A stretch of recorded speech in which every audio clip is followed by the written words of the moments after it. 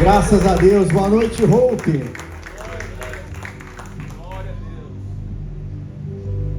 Como é que vocês estão? Como é que foi de semana? A gente está com iluminação nova, graças a Deus, né? Deus é fiel. Como é bom, né?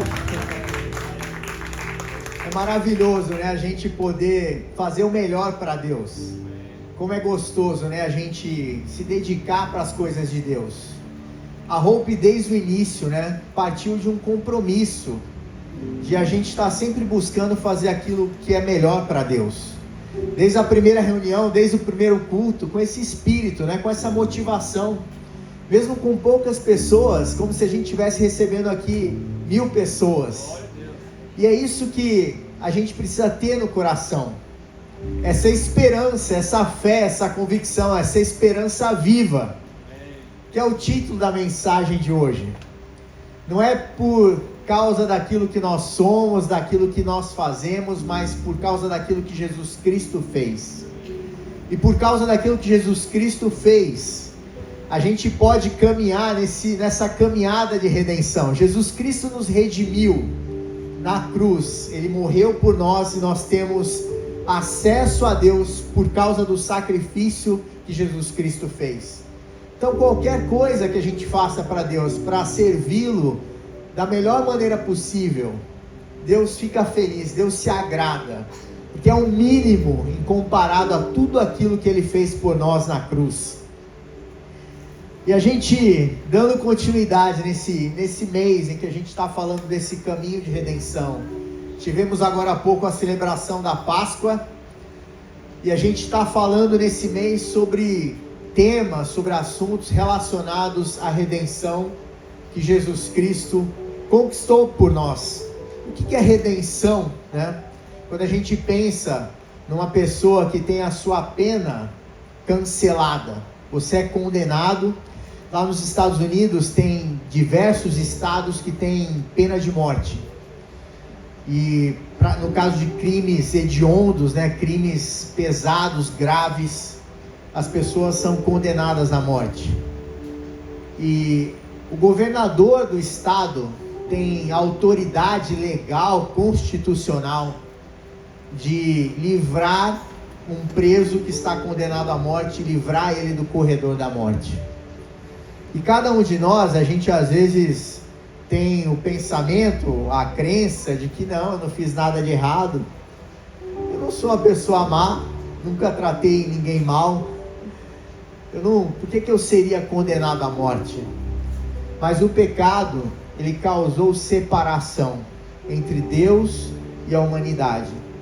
E Jesus Cristo veio ao mundo para resgatar essa conexão, que foi originalmente projetada, né? Deus fez cada um de nós, a humanidade, para viver uma vida de relacionamento com Ele.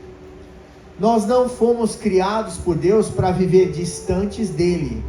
Nós fomos criados por Deus para viver perto dEle, em comunhão com Ele. E eu estava dando esse exemplo, né, de pessoas condenadas à morte.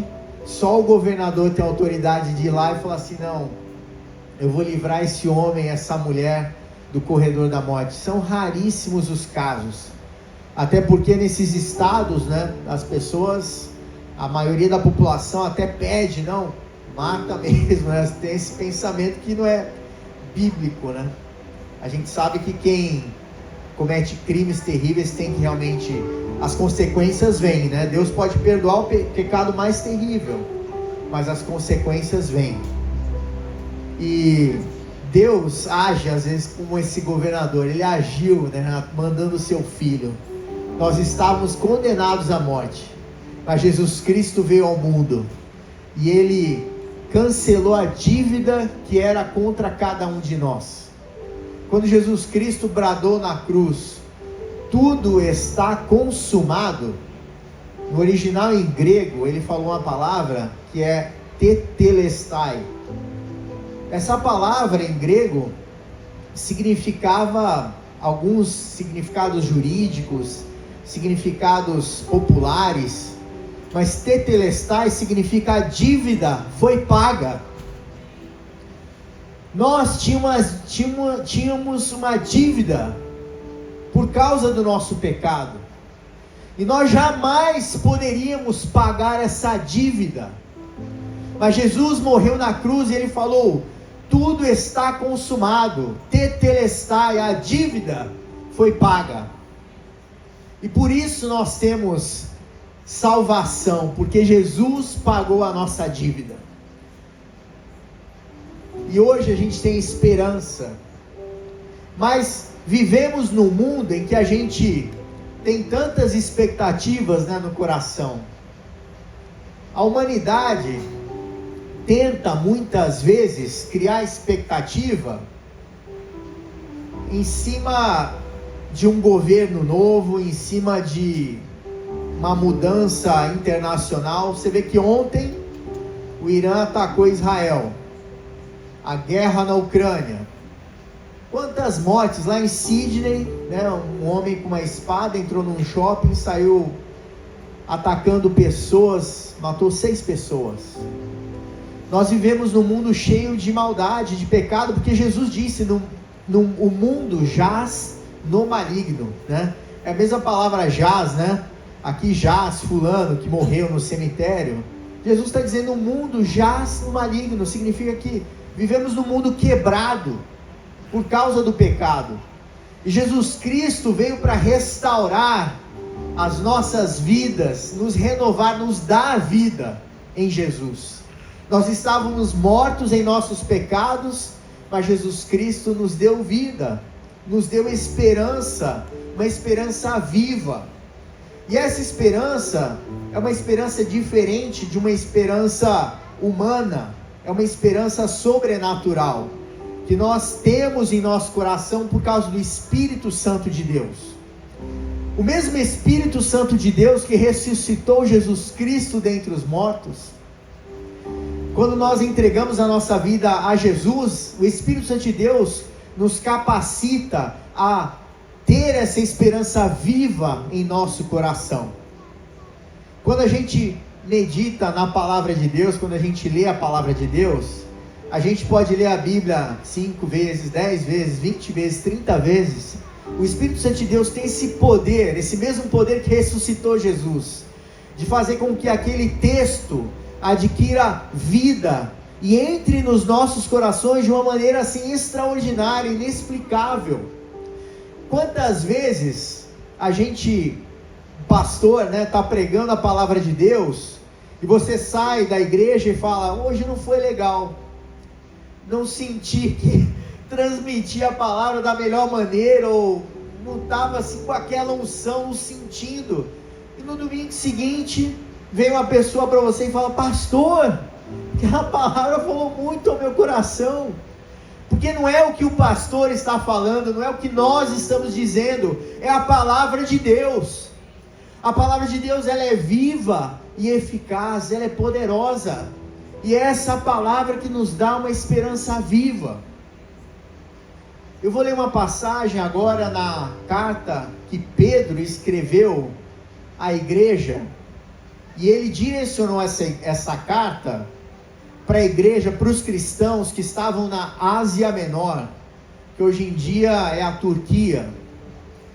Naquele lugar, e olha que interessante, né? Pedro, no início do ministério dele, Paulo foi levado para pregar o evangelho para os não-judeus, né, para os gentios, e Pedro tinha um ministério direcionado para os judeus. Mas já Pedro, depois de anos de carreira ministerial, Pedro estava lá em Roma e ele escreve uma carta, porque ele ficou sabendo que a igreja na Turquia estava sendo terrivelmente perseguida. O imperador romano, naquela época, quando Pedro escreveu a carta para a igreja da Ásia Menor, era Nero.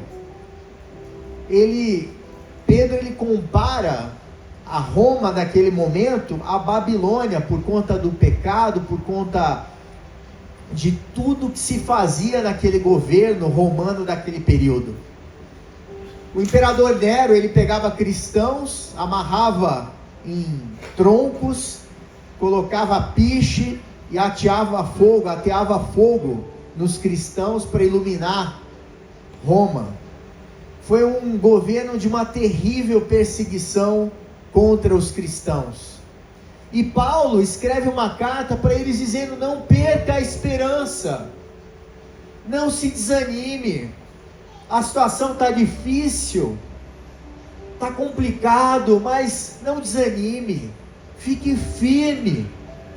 E ele escreveu lá em primeira carta de Pedro, capítulo 1, versículo 3, ele escreveu assim: louvemos ao Deus e Pai do nosso Senhor Jesus Cristo, por causa da sua grande misericórdia, Ele nos deu uma nova vida, pela ressurreição de Jesus Cristo.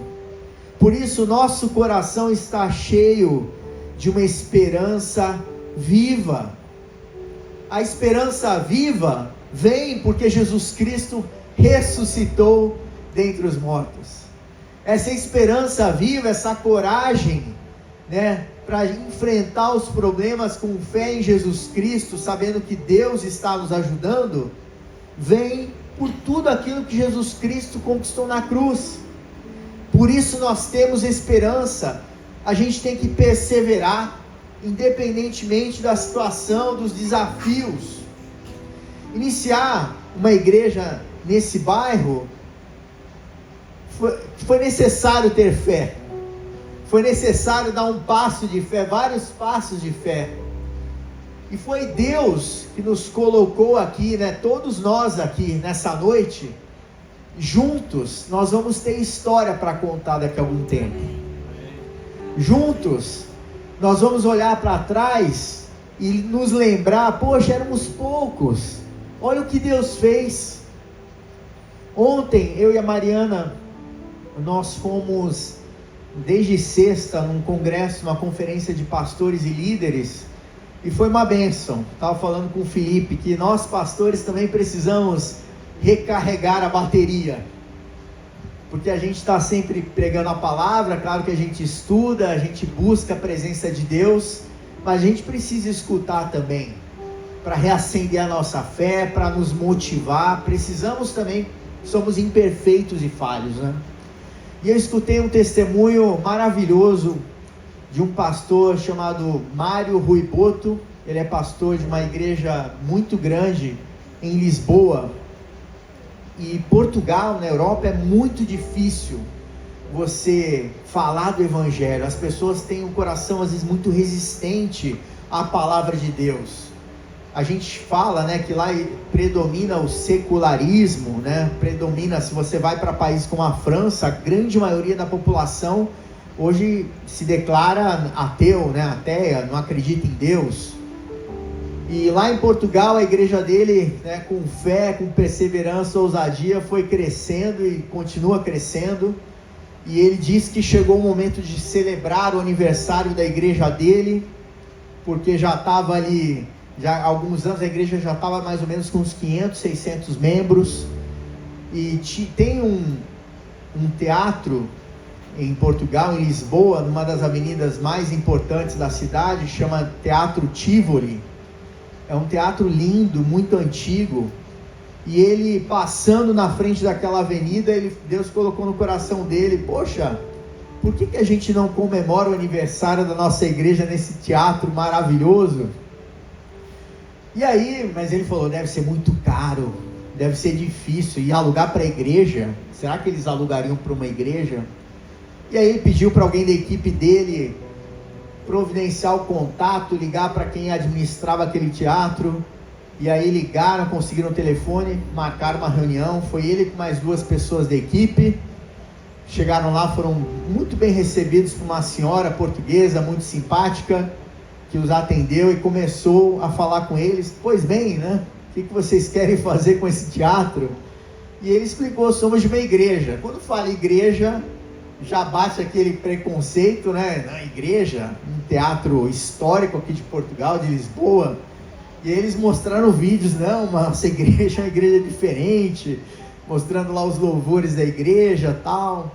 E aí a mulher escutou, e ela: como é que vocês se reúnem? Eles ocupavam naquela época um auditório que era alugado, assim como nós, todo domingo monta e desmonta. E ele explicou, e ele falou que quem faz isso são os voluntários, e ela ficou impressionada. Poxa, como é que a gente pagando para as pessoas, elas não fazem direito, e vocês têm voluntários que livremente, né, doam o seu tempo para estar fazendo da melhor maneira possível. Ela ficou impressionada com aquilo e começou a mostrar para eles o teatro, fazer um tour, mas já disse logo: olha, na data que você quer, não vai dar, porque a maior companhia de teatro aqui de Portugal já alugou por 3 meses, e é impossível que vocês possam utilizar o teatro, ou que eles deixem vocês alugarem nesse dia que vocês querem. E ele ficou desanimado, e continuaram fazendo o tour, e a mulher mostrando: olha, aqui está caindo esse pedaço, aqui está mostrando os defeitos, seria tão bom ter voluntários que ajudassem aqui. E ele ficou desanimado, mas ele chegou para aquela mulher com fé e falou assim: vem cá, pergunta para esse diretor dessa companhia de teatro se eles não podem disponibilizar essa data, um dia dentro desses 3 meses, para que a nossa igreja celebre o aniversário. E ela falou: olha, vai ser muito difícil, mas você está pedindo, eu vou falar com o diretor dessa companhia de teatro. E ele falou assim: não se preocupe.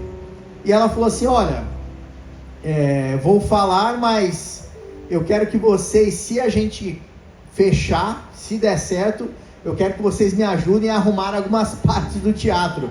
E ele, fechado, não sabia nem como ia fazer isso, é uma igreja.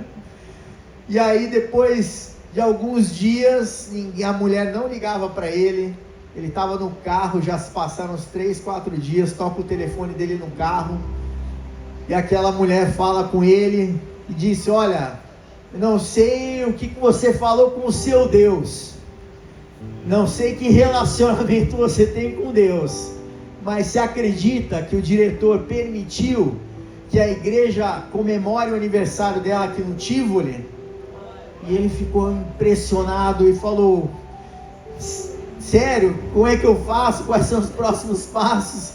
Ela falou assim: não, vem aqui na segunda-feira, próxima segunda-feira, vamos conversar. E ele foi com 2 membros da equipe, chegou lá no teatro. Ela falou assim: ó, só tem um detalhe, nós aqui no teatro temos 9 portas muito grandes, esse teatro tem quase mais de 200 anos, teatro muito tradicional, e a gente quer que vocês reformem essas 9 portas. Só que tem um detalhe: a gente já tentou contratar tudo quanto é gente para fazer o serviço, ninguém quer fazer, porque é muito difícil. São portas que não podem ser trocadas, precisam ser restauradas, e elas precisam ser deixadas como a forma original. E aí e se vocês reformarem essas 9 portas, vocês vão poder usar o teatro de graça, não vão pagar nada. E ele falou: glória a Deus, fechado.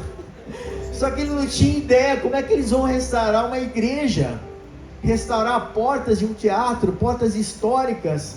E ele chegou no domingo seguinte, falou: não, vou contar a novidade para a igreja. Meus irmãos, vocês não sabem, vamos comemorar o aniversário da igreja no Teatro Tivoli, vai ser uma bênção. Só tem um detalhe: a gente vai ter que reformar 9 portas. Então, voluntários, quem tiver disposto a ajudar nessa obra, nesse projeto, coloque o seu nome ali na saída. E ele sentiu que a turma deu uma murchada, né? Naquela noite ele pregou a palavra de Deus, e no final daquela pregação ele anunciou ali quem queria aceitar Jesus Cristo, e algumas pessoas se levantaram, entregaram suas vidas a Jesus. E no final, um senhor, tinha mais ou menos uns 60 anos de idade, procurou ele, disse que queria falar com o pastor. E ele falou: aceitou Jesus, esse senhor, quer falar com o irmão. Ele foi lá, parabenizou ele pela decisão de ter entregue a sua vida a Jesus. E aquele homem virou e falou assim: pastor, é a primeira vez que eu estou vindo aqui na igreja, eu entreguei a minha vida a Jesus nessa noite, e eu queria contar para você que há 30 anos atrás, na última reforma das portas do teatro, fui eu que coordenei a reforma daquelas portas. E eu já estou aqui me voluntariando para ajudar a igreja a reformar novamente essas portas do teatro. A gente às vezes, fica limitando aquilo que Deus pode fazer. Não há impossível para Deus. O possível a gente faz. A gente coloca iluminação a melhor possível. A gente tem uma banda maravilhosa, abençoada. Nós procuramos fazer tudo com excelência. Isso é o possível. Mas o impossível quem faz é Deus. Alcançar pessoas que não querem saber de Deus, que estão distantes, mas que vão escutar uma palavra que vai ser esperança no coração delas, que vai ser uma esperança viva. Como Pedro está dizendo para o pessoal da Ásia Menor, da Turquia: meus irmãos, não fiquem desanimados com as perseguições, com as lutas, com os problemas. Vocês têm essa esperança viva, porque Jesus Cristo ressuscitou, porque Ele deu uma vida nova para vocês, e agora vocês têm esperança em Jesus Cristo. A gente precisa alargar a nossa fé, a gente precisa crer e esperar coisas maiores. Se a gente está vivendo hoje com a mesma fé que a gente vivia há 10 anos, tem alguma coisa errada. A gente precisa começar a ter fé para coisas maiores, para coisas melhores, porque Deus, Ele se agrada com a nossa fé, quando a gente dá passos de coragem na direção daquilo que Deus já tem reservado, já tem um propósito para cada um de nós. Primeiro ponto que eu queria falar é o fundamento da esperança. A nossa esperança está fundamentada no quê? No novo governo, na troca dos políticos. Se a gente depender de político, se a gente depender de homens e mulheres, de pessoas, mas a nossa confiança tem que estar depositada em Deus, sempre, independentemente de quem está governando o Brasil, o Estado, a prefeitura, quem são os vereadores, os deputados. A nossa confiança tem que estar sempre depositada em Deus. Está tendo guerra no mundo? Não se preocupe, você é filho de Deus, você está protegido. A gente pode sofrer às vezes circunstâncias, eu tenho certeza, tem irmãos em Cristo vivendo lá em Israel, que podiam estar aí sujeitos a cair um míssil sobre eles, mas a esperança deles está depositada em Deus, porque Jesus Cristo é a nossa esperança. E eu queria ler agora, lá em Tito, quando Paulo escreve uma carta para Tito, Tito capítulo 3, versículos 4 a 5, diz assim: mas quando Deus, nosso Salvador, revelou sua bondade e seu amor, Ele nos salvou, não porque tivéssemos feito algo justo, mas por causa da sua misericórdia. Ele nos lavou para remover nossos pecados, nos fez nascer de novo e nos deu nova vida por meio do Espírito Santo. Então não é por aquilo que a gente faz. Esse texto está dizendo: olha, Jesus não nos salvou porque a gente fez alguma coisa justa, porque a gente fez alguma coisa que permitisse que a gente fosse justificado perante Deus. Não há nada que a gente possa fazer aqui na terra, qualquer ser humano, que fosse suficiente para lavar os nossos pecados. Foi preciso Jesus Cristo vir ao mundo, morrer por nós, para que nós tivéssemos esperança de vida eterna, esperança de salvação. Então não é, a gente às vezes vai na caminhada cristã, os anos vão passando, e se a gente se descuidar, a gente às vezes começa a pensar: não, é por aquilo que eu faço, porque eu pequei, A gente às vezes peca, erra, e já fica se sentindo a pior pessoa do mundo. Mas Jesus Cristo veio salvar todos, a pior pessoa do mundo, a melhor, entre aspas, pessoa do mundo. Não existe pessoa perfeita que não fale, que não erre, que não peque.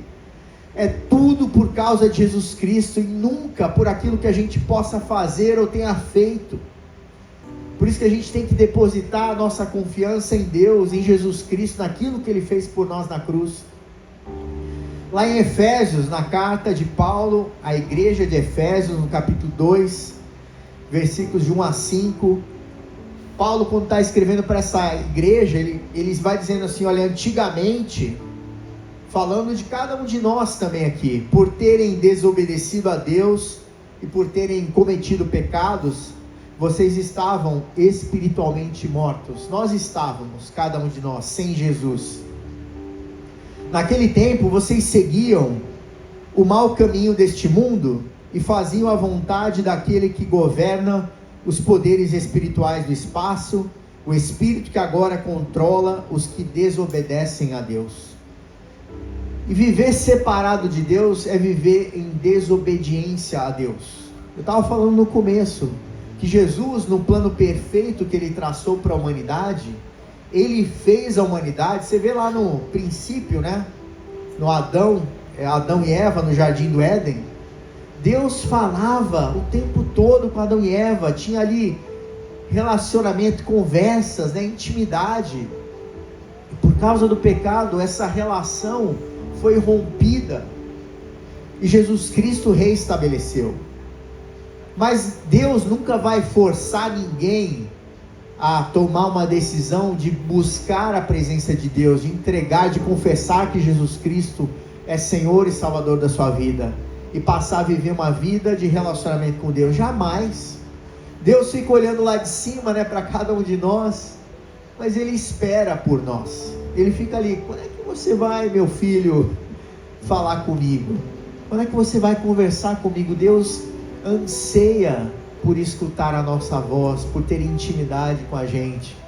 Deus nos ama tanto, tanto, e Ele quer. Por isso que a gente insiste em falar aqui na igreja sobre a importância de termos intimidade com Deus, relacionamento com Ele. Fala sempre que possível. Fala com Jesus indo para o trabalho. Fala com Deus no caminho da escola, no caminho da faculdade, no caminho do emprego, do trabalho. Onde você estiver, fala com Deus. Abre o seu coração para Ele, porque Deus ama se relacionar, ter esse relacionamento, essa comunhão com os seus filhos. Mas esse texto em Efésios fala daqueles que desobedecem a Deus, daqueles que não querem ter um relacionamento com Deus, daqueles que querem ficar distantes. De fato, todos nós éramos como eles e vivíamos de acordo com a nossa natureza humana, fazendo o que o nosso corpo e a nossa mente queriam. Assim, porque somos seres humanos como os outros, nós também estávamos destinados a sofrer o castigo de Deus. Mas a misericórdia de Deus é muito grande, e o seu amor por nós é tanto, que quando estávamos espiritualmente mortos, por causa da nossa desobediência, Ele nos trouxe para a vida que temos em união com Cristo. Pela graça de Deus, vocês são salvos. É pela graça, é pela misericórdia de Deus. Lá em Jó capítulo 9, Jó começa naquela conversa, naquele diálogo. O livro de Jó conta a história de um homem. É um livro dos mais antigos da Bíblia, e conta a história de um homem chamado Jó, que perdeu tudo. Ele perdeu seus filhos, sua família, tudo que ele possuía, ficou sem nada. E Deus permitiu que Jó, por um tempo, sofresse, né, aquelas aflições. E no final, quando Jó restabelece o relacionamento com Deus, quando Deus intervém na situação e fala com Jó, Jó diz assim: Deus, antes eu te conhecia de ouvir falar, mas agora eu te conheço, né, de contigo estar. Quantas lutas e sofrimentos e dificuldades que a gente quer que vá para bem longe da gente. Foge de mim, né? Sai de perto de mim. Problema, dificuldade. E Deus permite certas situações, certos desafios que doem. Doem muito. Parece que está ali espezinhando a gente. Deus, quando é que você vai tirar essa situação, esse problema? Quando é que você vai virar a chave? E às vezes a única resposta que a gente tem é o silêncio. Mas Deus está presente, mais perto do que o ar que respiramos. Ele nunca se distancia dos seus filhos, porque Ele nos ama, Ele está sempre perto, sempre olhando, observando, cuidando de nós, mesmo naqueles momentos difíceis, em que parece que Deus se esqueceu de nós. Ele está ali, cuidando de cada um de nós, e Ele permite esses momentos difíceis da nossa vida, de luta, são oportunidades de nós chegarmos mais perto de Deus, porque se a gente ficar colocando a nossa confiança em circunstâncias, não vou depender de pessoas, ou de situações, não, tomara que aconteça isso, vai dar certo, vai acontecer aquilo lá, a gente fica criando expectativas em coisas naturais, mas a gente precisa colocar a nossa esperança em Deus sempre. A gente pode adotar medidas, dar passos na direção daquilo que a gente tem de expectativa, de esperança, de fé, mas quem vai dar a resposta certa é Deus, sempre. A palavra final é de Deus, a palavra final não é do homem. Deus tem a palavra final sobre a sua vida, é Ele que vai determinar aquilo que vai acontecer, o propósito já foi estabelecido. Deus sabe o que é melhor para cada um de nós, a gente não entende quando está passando pela luta, pelo sofrimento, mas Deus sabe o começo, o meio e o final da história, e a gente precisa aprender a ter essa confiança. E quando Pedro escreveu lá para a igreja da Ásia Menor, ele estava falando sobre isso. Não se preocupem com a luta, com o sofrimento, com a perseguição. Tinha gente morrendo. Não é um sofrimento parecido com os sofrimentos que nós vivemos aqui no Brasil, É um sofrimento de verdade, risco de morrer, se anunciasse, se o povo de Deus anunciasse o Evangelho de Jesus Cristo. E a gente reclama, a gente pode reclamar, não há problema em reclamar, mas não adianta reclamar se você não colocar a sua confiança em Deus.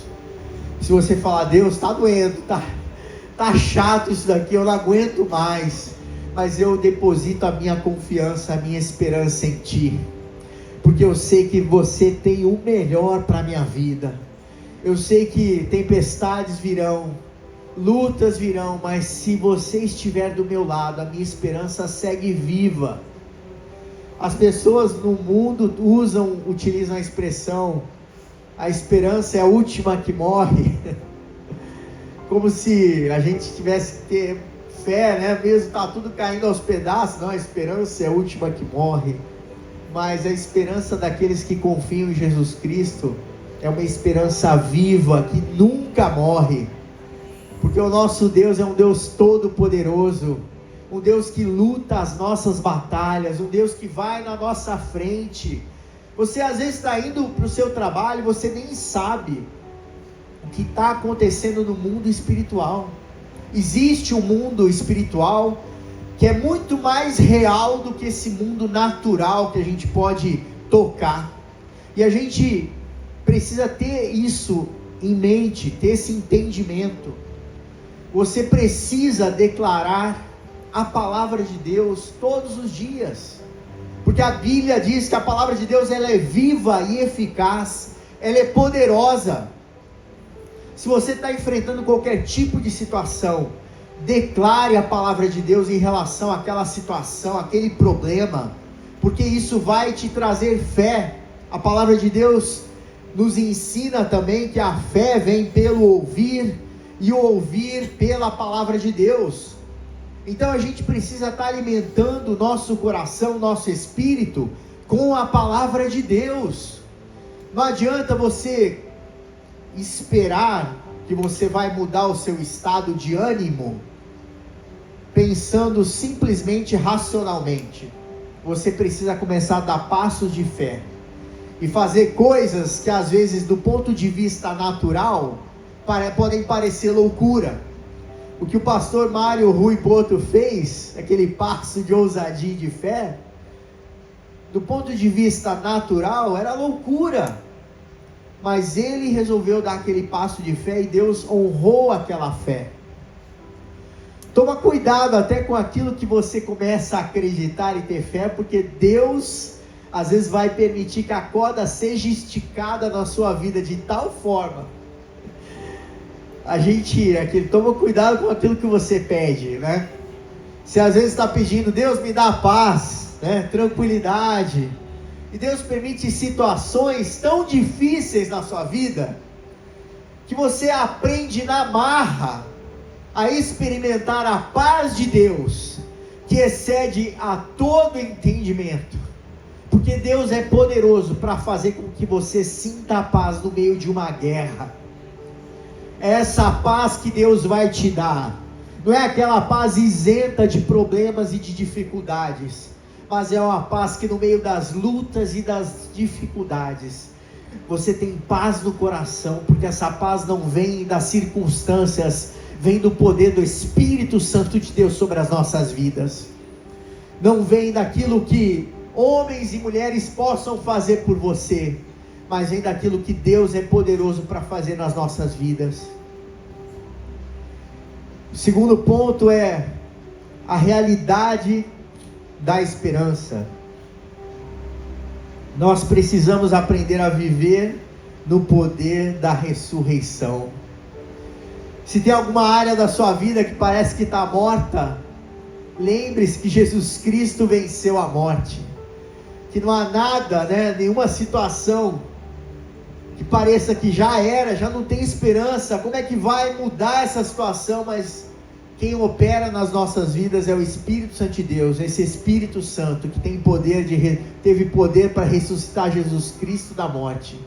Ele também tem poder para revivificar nas nossas vidas coisas que aparentemente parecem que já morreram. A gente às vezes tinha tanta esperança, sobre tantas coisas que se passaram. Parece que a gente já perdeu o ânimo, perdeu a esperança. Mas o nosso Deus é o Deus que vivifica, é o Deus que transforma.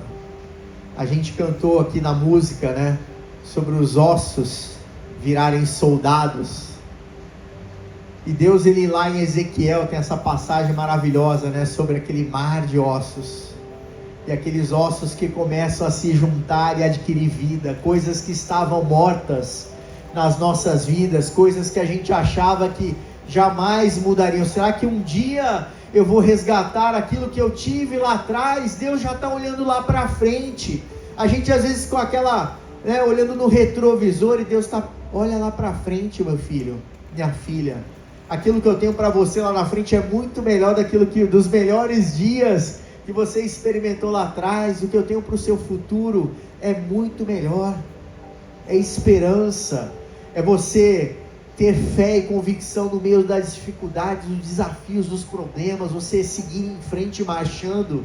As pessoas vão olhar para você e não vão entender nada. Como é que essa pessoa está tão animada, está tão corajosa assim no meio de tanta luta e tanta dificuldade, de tanto problema? Essa semana eu estava vendo a história de uma adolescente de 17 anos com câncer terminal, cristã, e ela num podcast dando uma entrevista cheia de confiança, com esperança. Apesar de toda a luta, de toda aquela dificuldade, ela sabia que ela sabe que ela tem vida eterna com Jesus. Então a gente às vezes tem problemas infinitamente menores e a gente já quer jogar a toalha. Siga em frente, vá marchando. Deus está com você, está do teu lado, Ele te leva para frente, Ele vai com a gente, Ele nos ajuda a caminhar. A gente precisa aprender a viver nesse poder da ressurreição, crendo na realidade da esperança.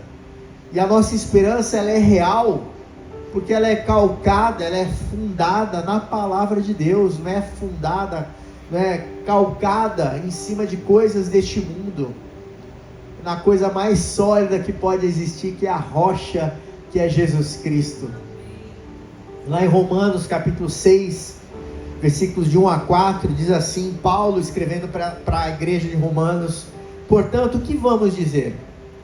Será que devemos continuar vivendo no pecado, para que a graça de Deus aumente ainda mais? É claro que não. Nós já morremos para o pecado. Então, como podemos continuar vivendo nele? Com certeza, vocês sabem que quando fomos batizados para ficarmos unidos com Cristo Jesus, fomos batizados para ficarmos unidos também com a sua morte. E o batismo, que em breve teremos um novo batismo aqui na Hope, ele tem esse simbolismo, né, de morte, né? Nós morremos com Cristo, juntamente com Cristo, e ressuscitamos juntamente com Ele. Os nossos pecados estavam na cruz do Calvário. Jesus levou sobre si as nossas dores, as nossas feridas, os nossos pecados, e pelas suas pisaduras, pelas suas feridas, nós fomos curados. Nós fomos curados da morte espiritual. Nós fomos transformados e vivificados juntamente com Cristo na cruz do Calvário. Por isso a gente pode ter esperança, porque o mais difícil foi feito por Jesus Cristo. Ele nos deu uma esperança viva através da sua morte na cruz. E no versículo Romanos 6,4 diz assim: assim, quando fomos batizados, fomos sepultados com Ele, por termos morrido junto com Ele. E isso para que, assim como Cristo foi ressuscitado pelo poder glorioso do Pai, assim também nós vivamos uma vida nova. Cada um de nós que tem Jesus como Senhor das nossas vidas, temos a oportunidade, o privilégio de viver uma vida nova. Não importa o que você fez, não importa seu passado, os seus pecados, a Bíblia promete, Deus promete: dos teus pecados não me lembrarei jamais. A gente vai continuar errando, mas a gente vai continuar também pedindo a Deus: Deus, me ajude a não pecar novamente. Deus, eu peço perdão pelos meus pecados. Lá em Provérbios está escrito: a pessoa que encobre os seus pecados, as suas transgressões, nunca vai prosperar. Mas a pessoa que confessa seus pecados e os deixa, né, e deixa esses pecados, alcança a misericórdia. A gente não vai ser isento de continuar pecando. Enquanto vivermos aqui na terra, estaremos sujeitos ao pecado. Mas Jesus Cristo nos lava e nos purifica de todo pecado. E a gente precisa se exercitar na atividade de pedir perdão a Deus, de fazer sempre reflexões no final do nosso dia, ao longo do dia. Lembre-se como foi seu dia e peça perdão. Deus, eu errei aqui, ali. E o salmista Davi, ele até dizia assim: Senhor, perdoa os pecados que me são ocultos. Porque a gente peca às vezes tanto, né, que nem se lembra do que pecou, errou. E Davi falava assim: Senhor, perdoa os pecados que me são ocultos. E o ponto 3, a resposta à esperança. Eu queria ler João capítulo 3, versículo 3. Nessa passagem, Nicodemos, que era um líder fariseu, líder religioso importante dos judeus, queria falar com Jesus, estava curioso para conhecer Jesus, mas tinha vergonha. Então se encontra com Jesus à noite, no escondidinho, para ninguém ver, nenhum dos judeus ver que Nicodemos, o importante líder, procurou Jesus Cristo. E aí ele chega à noite, né, esperançoso, esperando que Jesus fosse falar palavras de teologia profunda com ele. E ele chega para Jesus, começa a perguntar sobre as coisas de Deus. Jesus responde para ele: eu lhe digo a verdade, quem não nascer de novo, não verá o reino de Deus. Jesus está respondendo para Nicodemos uma coisa que Nicodemos não entendeu. E Nicodemos pergunta: como assim eu, já sendo velho, vou entrar de novo na barriga da minha mãe, nascer? Minha mãe né, provavelmente a mãe de Nicodemos já nem estava mais viva. Nós precisamos, para iniciar esse relacionamento com Deus, para que Jesus Cristo seja o Senhor e Salvador das nossas vidas, nós precisamos nascer de novo. Esse novo nascimento, ele nos transforma, nos dá uma vida nova. Lá em Gálatas 2:20, a palavra de Deus diz assim: assim já não sou eu quem vive, mas Cristo é quem vive em mim. A resposta à esperança é nós darmos o primeiro passo, de entregarmos a nossa vida a Jesus Cristo.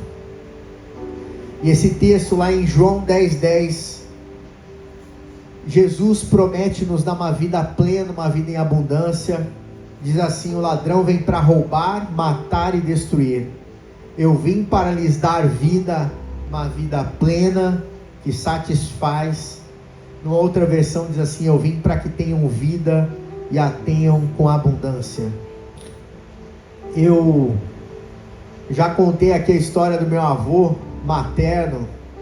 Ele abandonou minha avó Carminha, quando ele era jovem, foi para outra cidade.